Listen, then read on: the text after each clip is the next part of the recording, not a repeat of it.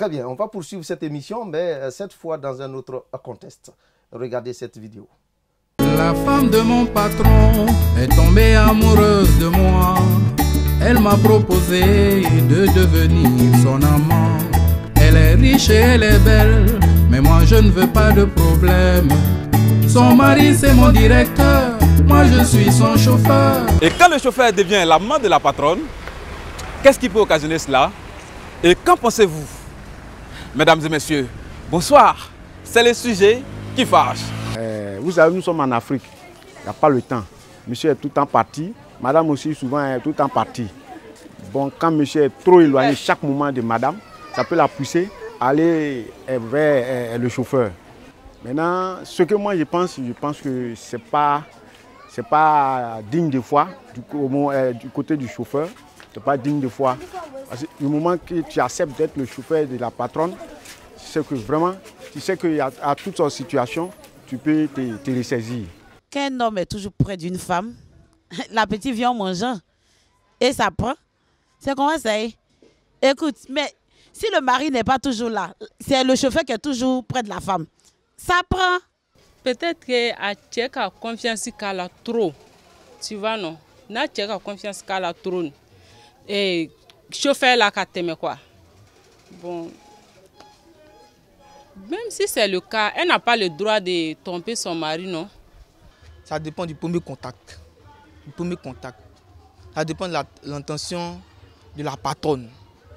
D'abord, elle va regarder d'abord son chauffeur d'une autre manière, mais pas en tant que son employé. D'abord, ça commence d'abord comme ça.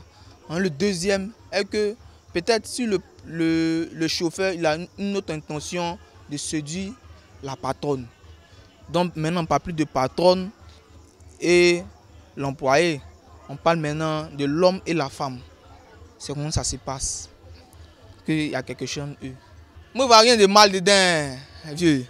C'est que la femme la veut là, c'est qu'on lui donne. Si moi m'étais à sa place même, il n'y a pas regardé quelque chose. Si elle me regarde d'une autre manière, elle d'une autre manière. Et bien, c'est passé, ça c'est passé, on assume. Il y a des occasions où même la patronne est déjà gamée sur le mot. Tu comprends ce qu'elle dit, non? En esprit, quoi. Elle-même, là, elle voulait ça longtemps. Vu que le petit même n'est pas trop en position, et puis il vient se chercher. Voilà. Peut-être là, son moro là, il ne fait pas assez de coups. Peut-être il fait un coup, mais deux coups, et puis les woro, quand il quitte au travail. Elle-même, elle travaille, elle se cherche. Donc en esprit là, le moro lui est déjà gamé qui là. Lui, elle est très endurée, et puis là, c'est son lent, lui cherche. Il vient se chercher. Elle aussi là. Elle voit qu'il a c'est 1 million boy. Donc elle est gamée sur lui. Et puis souvent, elle lui confie quelques secrets. Donc lui, c'est comme s'il connaît un peu de tout d'elle. Donc pour aller à ses chap. Le mot lui est là, lui il a son lent. Son lent rentre côté travail, puis son lent rentre elle la patronne. Donc c'est comme rien même. Il dit moi-même, c'est rien même. Moi-même, bron. Adam, elle est où même? La patronne elle est où? Dans son numéro. Le chauffeur peut devenir l'amant de la patronne si le monsieur est tout le temps absent. Voilà, et puis il y a un manque d'affection aussi. Voilà, et puis qu'est-ce que j'en pense? Bon, pour moi, non seulement c'est pas bien en ce qui concerne la femme. Voilà, c'est vrai, l'absence du monsieur est un peu bizarre, mais jusqu'à ce point, être l'amant du chauffeur, en tout cas, franchement, c'est pas bien. Voilà.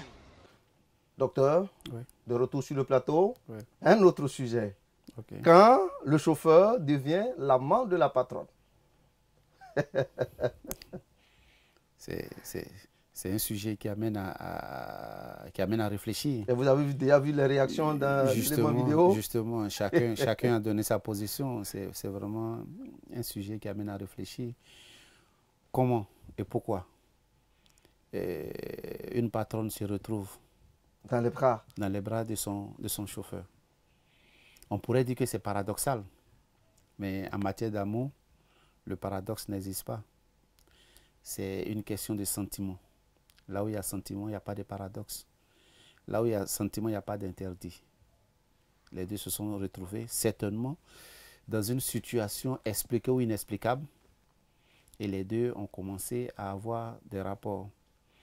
Consentants ou pas, ce qui est sûr, les deux ont commencé à avoir des relations.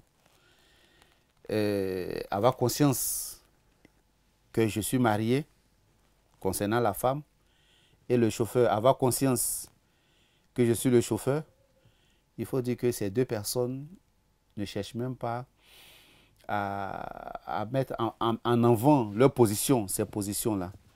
Mais c'est une question d'attraction. Là où il y a attraction, l'intelligence même n'a plus sa raison d'être. On est d'abord attiré, et c'est lorsqu'on finit de commettre le péché qu'on se rend compte qu'on a commis. S'il faut rester ou continuer, telle est la question. La femme peut séduire l'homme ou l'influencer, parce que c'est elle la patronne. Oui. Vous savez, dans ce cas-là, il y a une chose qu'il faut comprendre. Le monsieur peut accepter ou refuser. Accepter pour ne pas frustrer la femme. Accepter pour ne pas perdre son travail. Accepter pour dire c'est une opportunité. Pourquoi ne pas la saisir? Mais refuser... Accepter aussi parce que ce serait pour lui une fierté. Oui, une fierté, une fierté dans quel sens? Dans le sens où j'ai dit que c'est un homme, donc il peut le faire. Non, pas forcément. Mais il y a des choses, il y a des éléments auxquels le monsieur ne réalise pas. Lorsqu'il s'est dit, je suis travailleur, c'est le monsieur qui m'a embauché et il m'a mis à la disposition de sa femme. Qu'est-ce que je fais? Je sors avec comment s'appelle, sa femme, ou est-ce que je me retiens? Mais vous voyez que l'insistance de la femme peut amener le monsieur à accepter les avances de cette dernière-là. Et peut-être en plus de l'insistance, vous allez voir, il peut y avoir l'intimidation. Il peut y avoir même des propositions indécentes ou une augmentation de salaire. Et le monsieur peut voir une opportunité. Si la dame même qui le fait est vraiment une belle femme, le monsieur peut ne pas se retenir parce qu'il peut voir aussi en cette dernière-là quelque chose aussi qui lui manque. Et il peut tomber amoureux, entre guillemets.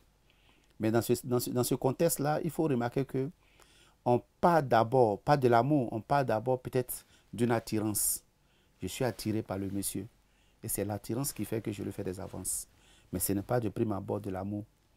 Voilà, l'amour remplit trop de conditions. C'est peut-être une attirance. Mais est-ce que le monsieur peut ne pas profiter de la faiblesse de la femme?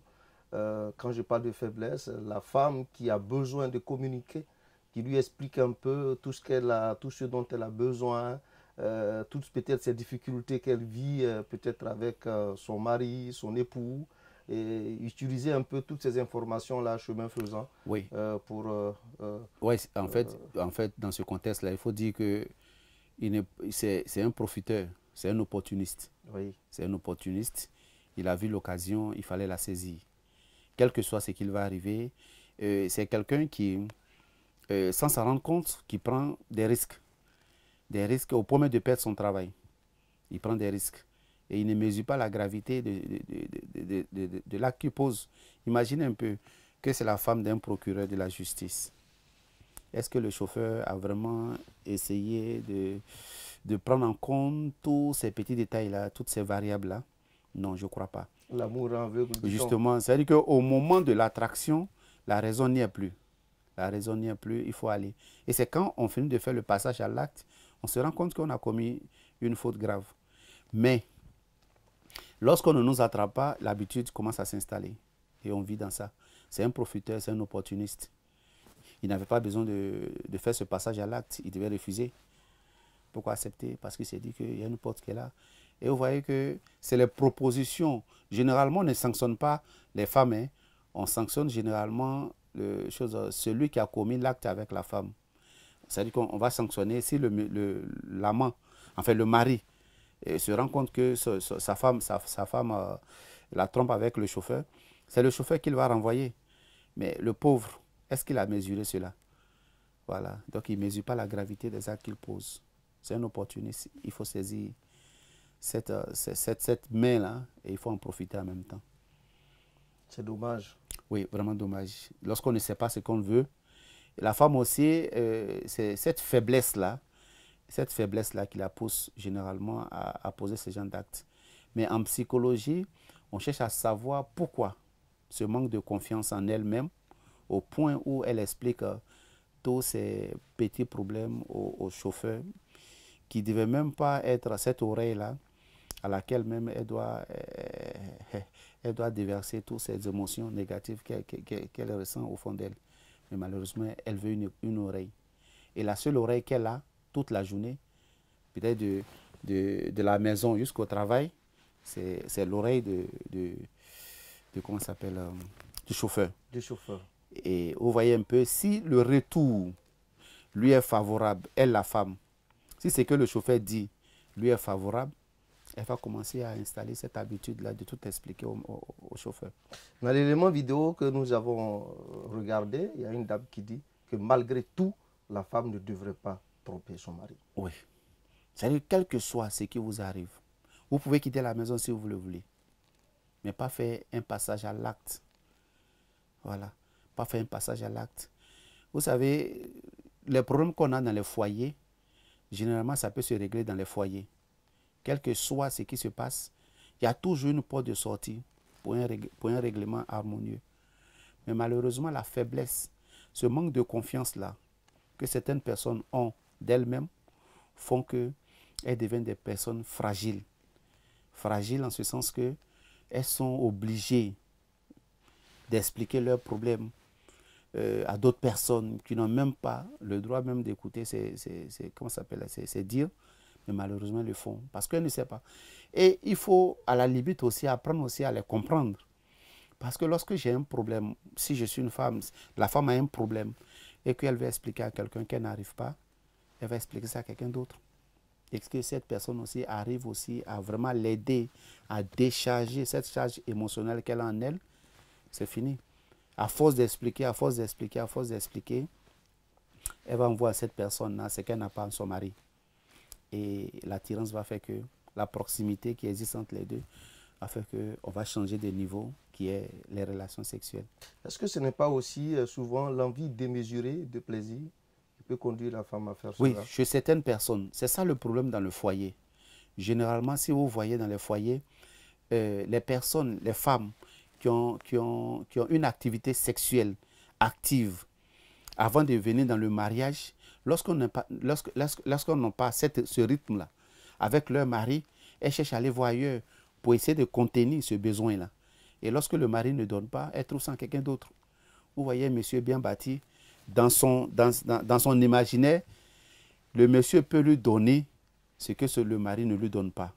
Donc c'est cette incontinence-là qui pousse certaines femmes à tromper leur mari. Et c'est ce manque, il peut aussi l'incontinence sexuelle, il peut aussi le manque d'écoute, le manque de complicité, entre deux individus qui peut pousser un peu le mari, la femme à s'approcher de quelqu'un. Ça peut ne pas être le chauffeur, ça peut même être le vigile même de l'entreprise.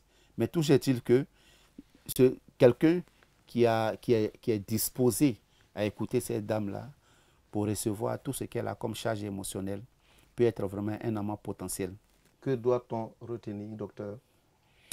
Ce qu'il faut retenir, il faut dire que quels que soient les problèmes que nous avons dans nos foyers, il faut faire très attention aux décisions que nous prenons. Ce n'est pas parce que ça ne va pas avec ton mari dans le foyer que ça te donne le droit de chercher à confier tes problèmes à quelqu'un d'autre. À force de te confier à quelqu'un, il va sans dire qu'une relation va naître. Et de cette relation qui est informelle, va découler sur une relation formelle. Et de la relation formelle peut naître des relations sexuelles. Vraiment qu'on ne le souhaite pas, mais qui naissent sans le vouloir. Et lorsqu'on prend plaisir à ces relations-là, ça devient quelque chose dans laquelle du moins on reste, et on s'y habitue, on crée un confort. Et s'il faut même se séparer même du mari, on est prêt à le faire parce que dans ce monsieur-là, on a trouvé ce qui nous manquait avec le mari. Donc je dis que ce n'est pas la solution. Et je le dis toujours, quels que soient les problèmes que vous avez avec votre mari, essayez de trouver une solution entre vous d'abord. C'est lorsque vous n'en trouvez pas que vraiment vous pouvez dire je n'en peux plus parce que ce que je souhaite avoir dans le foyer, je ne l'ai pas. C'est pour ça aujourd'hui j'ai décidé de partir. Mais ne soyez pas dans le foyer pour tromper. Non, non. Ça, ce n'est pas une bonne vie. Voilà. Un petit mot rapidement à l'attention de monsieur le chauffeur, puisque c'est de lui qu'il s'agit dans ce sujet. En fait, je lance un appel à tous les chauffeurs de Côte d'Ivoire qui transportent des autorités. C'est-à-dire que les femmes des autorités, faites très attention où vous mettez vos pieds. Faites très attention. Vous pouvez ne pas vouloir le faire. Mais l'insistance de la femme peut vous conduire, si vous ne faites pas attention, même en prison. Sachez garder raison. Et sachez avoir le contrôle sur vos émotions. Lorsque vous savez que là, ce n'est pas chez vous, n'essayez pas de vous créer un confort. Voilà, de faire très attention. Lorsque vous avez des propositions indécentes, apprenez à dire non. Non, non et privilégiez votre travail. Sachez, mesdames et messieurs, gardez le contrôle sur vos émotions. C'est ici que s'est arrêtée cette émission. À très bientôt.